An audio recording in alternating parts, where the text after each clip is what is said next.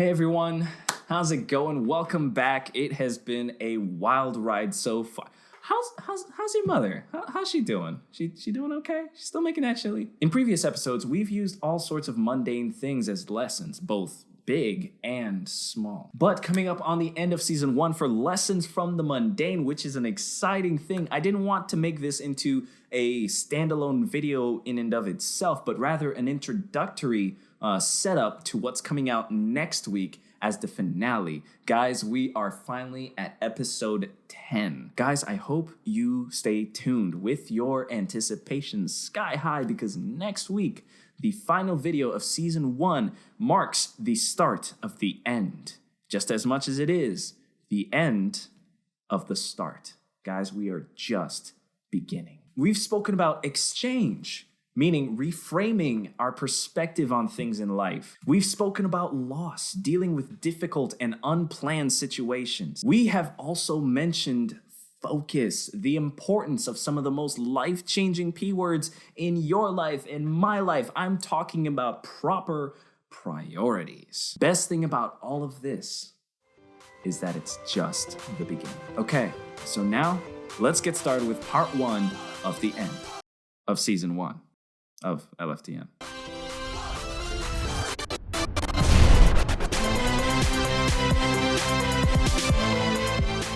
All right, welcome to Lessons from the Mundane, or LFTM, the show where you and I are able to glean life-giving lessons from everyday things all around us, otherwise known as the mundane. My name is Jason, or you can call me Jace, a fellow believer in living a life of abundance and fulfillment, something I truly desire to share with why. Oh, Come on, you know this by now. The following quote is something that I found on Google with no clear original author, but its message is something all too useful and important for me to ignore. So I decided to share it with you guys. It says this: words are like keys.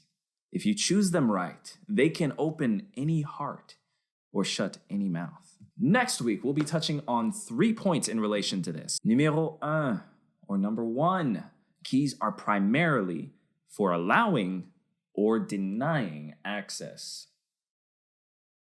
I personally don't think we'll have enough time to flesh that out, but believe you me, it's important that we have a little chat about this. Number 2, something that we tend to ignore is that keys can at times be an indication of your level of authority. Although the janitor, for example, has a lot of keys, he or she may not have the same amount or type of keys that the principal has access to. You can kind of see where I'm going to be going with just that example alone. Finally, and arguably most important in my opinion, whether you use them or not, the keys you possess also at times determine the level of responsibility that you bear. Like I said, this will be a short video, so as a consolation prize, I'll give you a sneak peek at some exposition for that last point. At my last job, I had access to a storeroom of supplies for the office that I worked in. And one Friday, I went home without realizing that I actually still had the keys to that large storeroom in my pockets. Needless to say that after being woken up the next morning, which was Saturday, I was less than happy about having to drive back to work to return the key. But there were events taking place that day that required some of what was behind that door, which was locked by the key that I stewarded over. That alone, guys, can be applied to so many different areas of your life. That's next week. Okay, I realize this one's gonna be a bit more on the shorter end, but that's only because next week's video is gonna be more so on the sweeter end. I mean, come on, you need something else to listen to aside from all the Christmas music that's gonna start blaring very, very soon. All right, guys, we can all agree that we use keys all the time. You use it to start your car, to lock the front door, and to unlock it because you forgot your car keys, which can most certainly make it easy for us to consider them mundane, but their lessons forever remain. My name is Jason, or you can call me Jace. This was LFTM, or Lessons from the Mundane, and I speak favor and fulfillment over your life. Whether you know it or not, you hold many keys. Keys to your mind, keys to your heart, keys to your finances, and in some cases, not in everything because we don't control everything, but also keys to your future. Who do you allow access to all of those?